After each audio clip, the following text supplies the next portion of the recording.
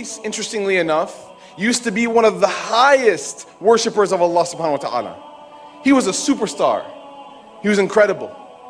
Iblis was a worshipper. He was an abid. And it was interesting to note that because of his ability to choose, if he makes the right decision, he gets more points. The angels don't have a choice.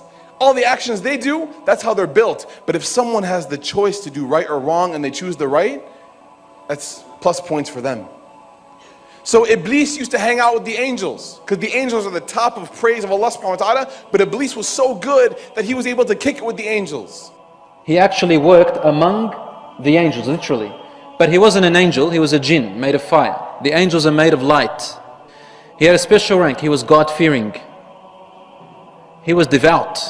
He was a worshipper, wallahi. And he believed in the oneness of God and His might and power and everything. And he turned to Him. He was a righteous servant of God. Iblis is a creation of God. Iblis is a jinn. Iblis is, he's made of fire. But where did Iblis come from? And were there the likes of Iblis before? So the Mufassirun have commented. Again, this is based on Israeli riwayat. And what Allah Azza wa Jal did is that He created a whole creation of jinns. They had got taklif. Taklif is that God's now given them a responsibility to recognize Him. So what Allah did is that He sent jinn messengers. But the messengers in the many numbers were killed by the jinns on the earth. And there was great corruption that prevailed on the earth.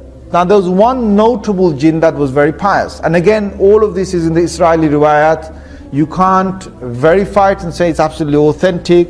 You can't deny it and say it's totally false. Iblis, being who he was a good jinn. And he started to worship God to the extent that there was no space in the heavens was left, but Iblis had gone there and he had worshipped God. Until then, Allah Azza wa Jal allowed him to come in the company of the angels. Allah decided that He's going to send the angels down to the earth and to banish the jinns that had causes a lot of corruption on the earth.